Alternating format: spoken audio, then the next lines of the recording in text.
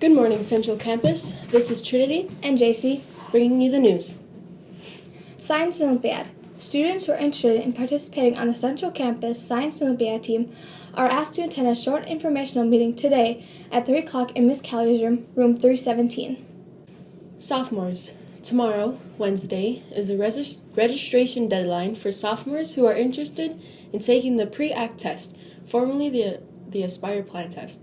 Pick up registration information in the finance office. Renaissance. There's a Renaissance meeting today at 3 o'clock in the cafeteria.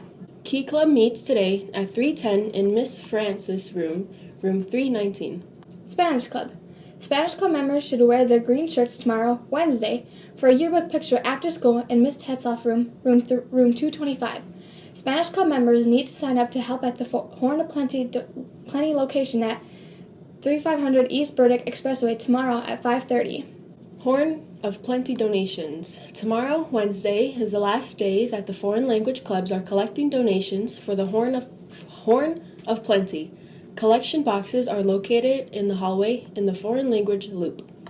Happy birthday today to Gracie Flory, Lucas Henry, Matea Azuno, and Tyler Schindler.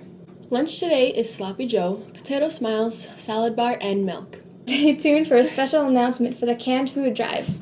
The Spanish Club is collecting cans and food for the Horn of Plenty. Your donations can help families throughout the holidays. We're trying to collect 1,000 cans by tomorrow, so anything will help. We can do it.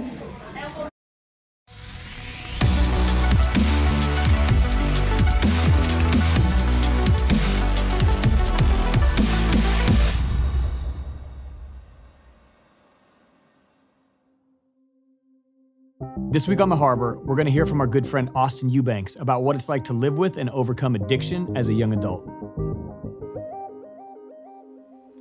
My name's Austin Eubanks, and I'm the program director for the Foundry Treatment Center in Steamboat Springs, Colorado.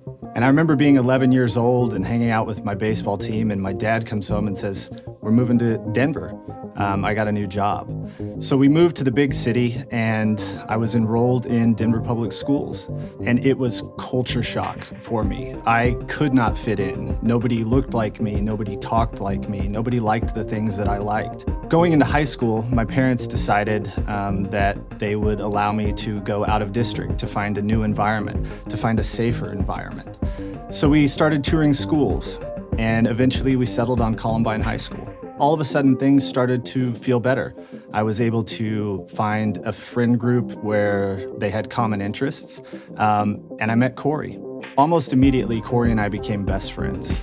All of a sudden, I had this person who was literally a mirror of myself. We had the same interests. We enjoyed doing the same things. We fished, we played golf, and we became inseparable. And April 20th, 1999, Corey and I were together.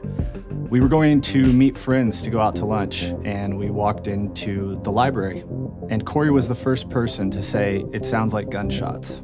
And 5 minutes later, the teacher runs into the library and screams, "Everybody get under the tables." We didn't know what to do. It was immediate shock. What's going on? Is this a joke? This can't be happening. I remember Corey saying, "Don't worry, the cops will come.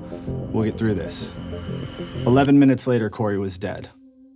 He was shot multiple times, and I was hit twice as well. I left the library and went to a triage of police vehicles, and I was in complete shock. I felt nothing. I was completely destabilized because everything that I had found when I regained my identity was lost. Immediately after that, I was taken to the hospital, and I was prescribed a variety of substances for anxiety, pain, you name it. And all I knew was that a lot of educated people were prescribing me substances to make me feel better, and it was working. So when I look at what happened after Columbine, it was only 3 months and I was in active addiction. Prescription substances led to illegal drugs. It led to alcohol, cocaine, ecstasy, and my life continued to spiral out of control. I was never able to gain traction because everything revolved around substances. I had to wake up and use substances. I had to have them every day to be able to function. So my life was turmoil. In 2006, I was strongly encouraged by everybody in my life to go to treatment, and I said, "You know what, fine, I'll go." I didn't want to, but I did it. And that was the first moment in my life where I was sitting in a room listening to people talk about addiction, and I said, "You know what? These stories sound really familiar." I remember hearing those stories and it sparked something in me where I said, you know what, I don't think the behaviors that I have around substances are healthy. Unfortunately, 2006 wasn't the end for me. I left treatment and I went back to using. Finally, in 2011, I woke up in jail and I had no idea how I got there. I was in withdrawal and I had no recollection of the day prior. I was completely blacked out. The police report said I passed out at a restaurant and the paramedics were called and I had a warrant for a probation violation.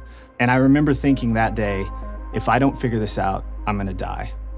So I found another treatment center. I followed instructions. I put one foot in front of the other and I moved on. I found myself processing grief and trauma that I had experienced at age 17 at age 29 because I was finally free of substances and I could effectively go through the stages of grief. I was able to resolve that trauma and get to a place where I could have a healthy foundation for living, moving forward. 18 months later, I got my first job in addiction treatment and I've been working in the industry ever since. I really look at the youth population, and I think when you look at addiction, it can be split into two different parts. Addiction is either a result of peer influence or life circumstance.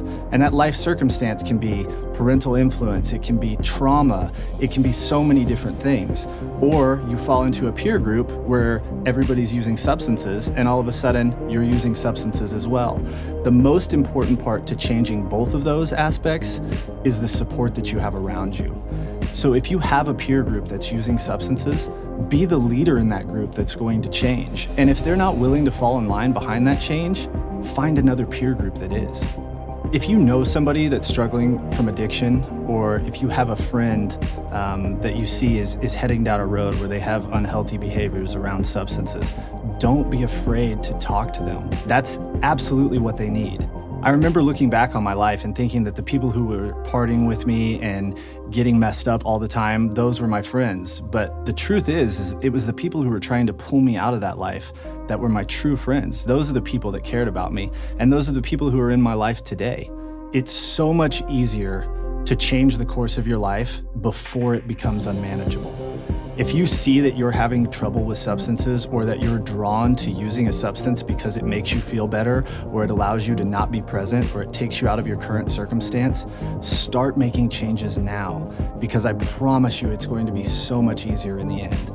The point to remember is, it's not that you have a disease, it's not that you're powerless, it's that you're powerful beyond measure, and you're just not living up to your full potential.